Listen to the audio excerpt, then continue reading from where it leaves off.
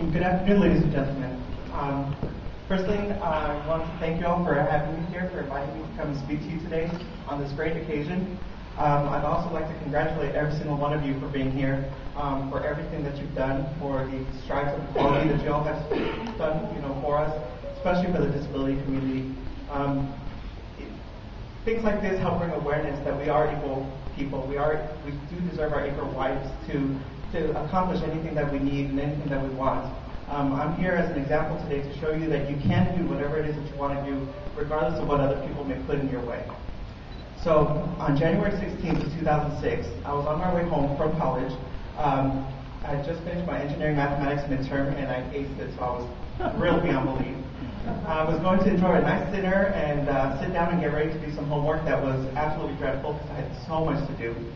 And, of course, not being a morning person, I chose late classes. So this particular class ended at 10 o'clock at night.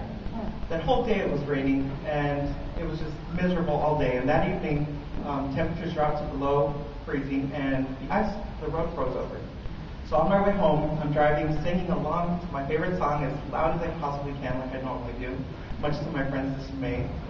And I saw a car flying overhead, and the car basically landed on top of me and crushed me in a V position. Instinctively, I went and I ducked underneath like that, and I ended up breaking my back. I broke my back at the T12L1 level, which is your lower back, and I lost use of my legs at that point. It took 2 hours for the paramedics to get me free from the car because another car was wedged on top of mine. Of course, my car itself was totaled. So I was rushed to the hospital, I was put in a drug-induced coma, and later I was told that I would never walk again. 6 weeks later, my mom came up because I was up in Rochester, New York, and she flew me back down to my hometown of El Paso, Texas, where I began the long, stressful, and difficult process of learning to live the rest of my life in a wheelchair. After that, I decided that I was going to take life by the horns and just go for it. So I completed college, and I went back to school in New York, where I got my degree in microelectronic engineering. I have a minor in computer science and a concentration in history. The thing about the semiconductor industry that most people don't know about is that you have to work in a clean room environment.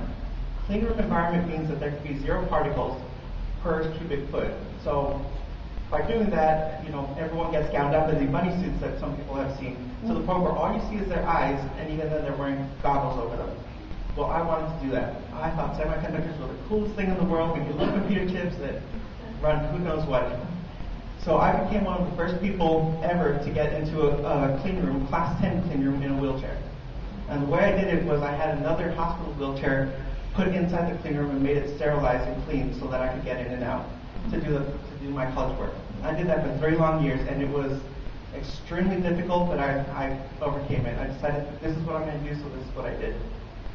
Well, after graduating from college, I found a job here at Microtech Technology down in Chandler as a test and development engineer. I decided at that point that I was done with the clean room.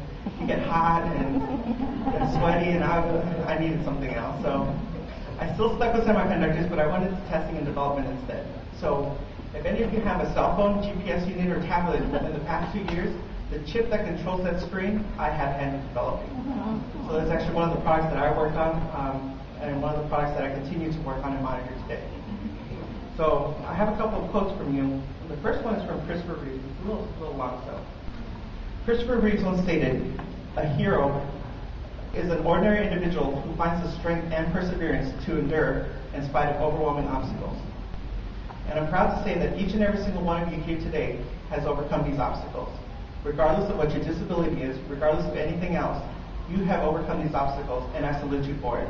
You are the heroes in my eyes and in everyone else's eyes for standing up and doing what it is that needs to be done. Finding equal opportunity and fighting for what needs to be done. So in conclusion, I'd like to leave you with just one word, and that word is attitude. Attitude to me is the most powerful word in the human language. It has the ability to make mountains and to flatten them. It has the ability to tell you whether or not you're going to complete the challenge or not. And everyone in this room has proven that they have a great attitude towards life. I have another quote by Charles Swindoll, an American writer, and he stated, "The longer I live, the more I realize the impact of attitude on life. Attitude to me is more important than the past, than education, than money, than circumstances, than failures, than success, than what other people think, say, or do. It is more important than appearances, giftedness, or skill. It will make or break a company, a church, or a home. The remarkable thing is that we have a choice every day regarding the attitude that we embrace. We cannot change the inevitable. The only thing that we can do is play the one string we have, and that is our attitude. I am convinced that life is 10% of what happens to me and 90% of how I react, and so it is with you. We are in charge of our own attitude.